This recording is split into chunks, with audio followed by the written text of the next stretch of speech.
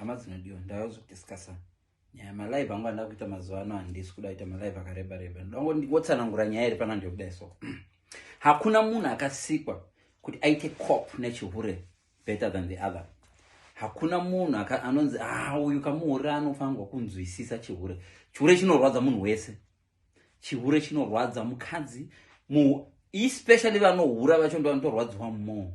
Nyakuhura anorwadziwa nekuhurirwa zvisingaiti. Right. Regai timbonzwa baba achitaura baba timbonzwa tvari kuti kudii. Ukaona akadzi anomira newe wahura unodzikama chinhu chisingaziva nechikadzi don't overreact kana murume kana akahura dzikama because vanhu ava vanonzi varume ava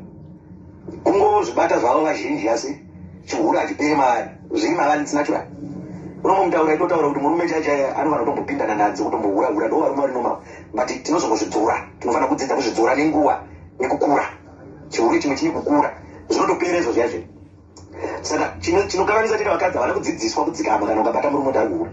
zina vakadzi vakadzidziswa uona mukadzi uyo akadzidziswa kuti chengetedza imba yako usaputsirwa imba yako nomwe munhu unofanira kutomira nemurume ndakamirwa neni ya girlfriend yafona so kutaura kuti taurirai murume wenyu kuti abate foni ndikumufonera ari kundikata zikanzi uriani zikanzi ndini girlfriend yake ndinonzi nyingi ari kuramba kubata foni mamuchiziva tiri kudanana zikanzi ina anchiziva izvo zvaaneni wandino kumbodzikama kuti ponguva handiti ari pawangovina ikoko wani ndakambofona iyi apa ndiripo chibaba ndiri kuiterera nhau iri kutaura ipapo ndikonzozvechiwa munhu yakangandiwo girlfriend ndiri kutotaura neni zvechiwa zikati mutaurire ndazotofonera napedza zvanzi aiwaka chimbomirai maini aneni kuno nimidzikama izveni kana azopedza neni achauya ikoko zikati iye futi ndatova nenhombo zvanzi aura ita akatondiudza handiwo unonzi nindi mameseji ari akuisi ndiri kumaziva babai baba ichikatwa foni baba nditaka kumerera baba kutanga kumerera so ya ende mukadzi akada kutokufikisa akubvunze futi andoona kuti baba kanyadzika aiwa ndokutaurira kubvira ipapo ndakati tu handichabata futi ya yakazotanga kuzobvunzwa so kana sora ikakubuda baba ya ndakazoti ndatambira ndakanotenga firiji ndikatenga stofu microwave ya newashing machine nakuti aiwa mai mwana ndikosori ndapedza ndaripa chinzwaika chihure hachiripwe newashing machine chihure hachiripwe nezvese zvamunofunga kuti maita ende kunyarara kwemukadzi hakusi kunzwisisa chete ukaona munhu achikuregerera chihure ava this close kutsiva kana kuti akatotsiva in advance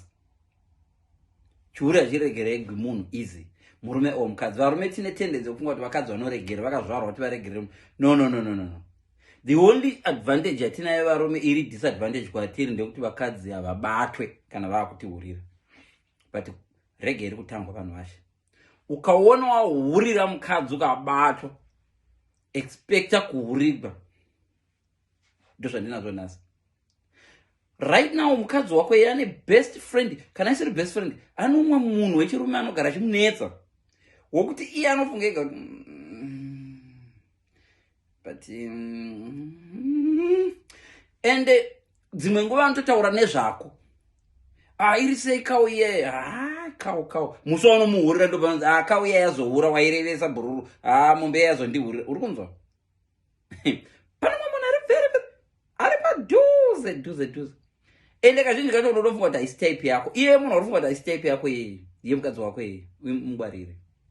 chihure hachiregera regai kuhurira vakadzi kana mahura regai kubatwa nemo vakadzi kuhura musahura muchibatwa but chihure chiriko haregeri kuti ambo vakadzi vevanhu vari kuhura